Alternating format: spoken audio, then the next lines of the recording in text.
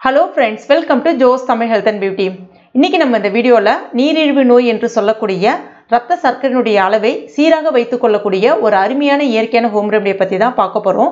இத நீங்க தொடர்ந்து ஒரு 7 நாளைக்கு சாப்பிடுறதன் மூலமா உங்களுக்கு நிச்சயமாக நல்ல பலன் கொடுக்கும். இத நீங்க சாப்பிட்டதுக்கு அப்புறமா நீங்க போய் blood test எடுத்து பாருங்க. நிச்சயமாக நீங்க நினைத்ததை விட ஒரு அருமையான பலன் கிடைச்சிருக்கும். இந்த டிப்ஸ் இப்ப எப்படி செய்யறது நம்ம பார்க்க ஆரம்பிச்சிடலாம். அதற்கு முதல்ல ஒரு பாத்திரம் ஒன்று எடுத்துக்கங்க. இப்போ இதில் 1 கிளாஸ் அளவுக்கு தண்ணி சேர்த்துங்க. இது சராசரியாக ஒரு 300 ml அளவுக்கு இருக்கும். அதுக்கு அடுத்ததான் இதில் 1 டீஸ்பூன் அளவுக்கு வெந்தயம், 1 டீஸ்பூன் அளவுக்கு சீரகம், சின்ன சீரகம் சேர்த்துக்குங்க. அதுக்கு அடுத்ததான் கொய்யா இலைகள், ஃப்ரெஷ்ஷான கொய்யா இலைகள், கொஞ்சம் கொழுந்தான அதாவது இளம் கொய்யா இலைகளாக எடுத்துக்கங்க. ஒரு 5லிருந்து 6 கொய்யா இலைகள் எடுத்துக்கங்க. இந்த மாதிரி சின்ன சின்னதாக கிள்ளிட்டு சேர்த்துக்குங்க. உங்ககிட்ட ஃப்ரெஷ்ஷான கொய்யா இலைகள் இல்லைன்னா நாட்டு மருந்து கடைகளில் கொய்யா இலை பவுடர்னே கிடைக்கும். ஒரு 1.5 டீஸ்பூன் அளவுக்கு சேர்த்துக்குங்க.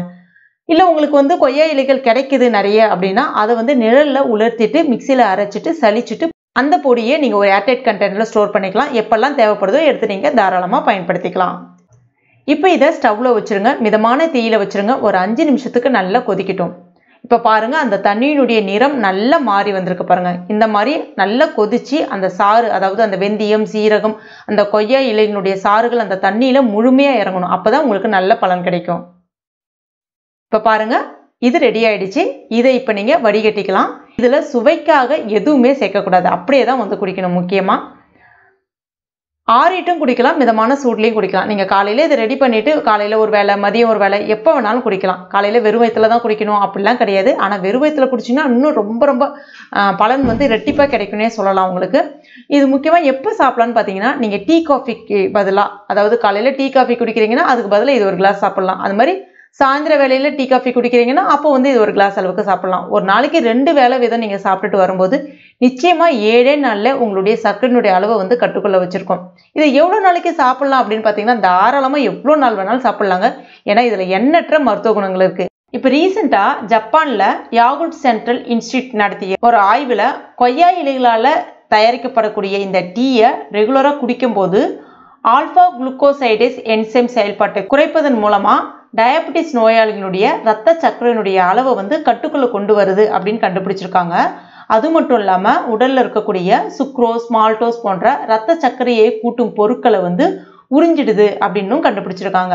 இவ்வளோ ஒரு அற்புதமான கொய்யா இலை டீயை நீங்க அட்லீஸ்ட் ஒரு 10லிருந்து 12 வாரமாச்சும் தொடர்ந்து குடிக்கும்போது, அதாவது கிட்டத்தட்ட ஒரு மாசம் இல்லைன்னா ஒரு 1.5 மாசம் தொடர்ந்து குடிக்கும்போது உங்களுக்கு இந்த இரத்த சர்க்கரையினுடைய அளவை ரொம்ப சீரா பராமரிக்க முடியும். எந்த விதமான பிரச்சனையும் நாளடைவில் உங்களுக்கு எதிர்காலத்தில் இருக்காது.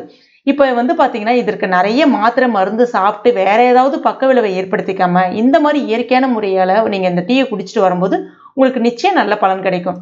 இது இதற்கு மட்டும் இல்லைங்க, இன்னும் எண்ணற்ற மருத்துவ குணங்கள் கொய்யா இலைகள்ல இருக்கு. பொதுவாகவே கொய்யா பழத்துல அதிகமான மருத்துவ குணங்கள் இருக்குன்றது நிறைய பேருக்கு தெரிஞ்ச விஷயம்தான். ஆனா அதையும் தாண்டி கொய்யா இலைகள்ல இன்னும் ஏகப்பட்ட மருத்துவ குணங்கள் இருக்கு. குறிப்பாக சொல்ல போனோம்னா இதுல அதிகப்படியான ஆன்டி ஆக்சிடென்ட் பண்புகள் இருக்கு. இந்த டீயை தொடர்ந்து குடிச்சிட்டு வரும்போது நம்ம ரத்தத்துல இருக்கக்கூடிய அந்த கெட்ட கொலஸ்ட்ராலையும் இது ரொம்ப எளிதா கரைத்து வெளியேற்றிடும். இதனால உங்களுக்கு நாளடைவில் அந்த பிளட் பிரஷர் இது எதுவுமே இருக்காது. முக்கியமான ஒரு விஷயம் கூட இது.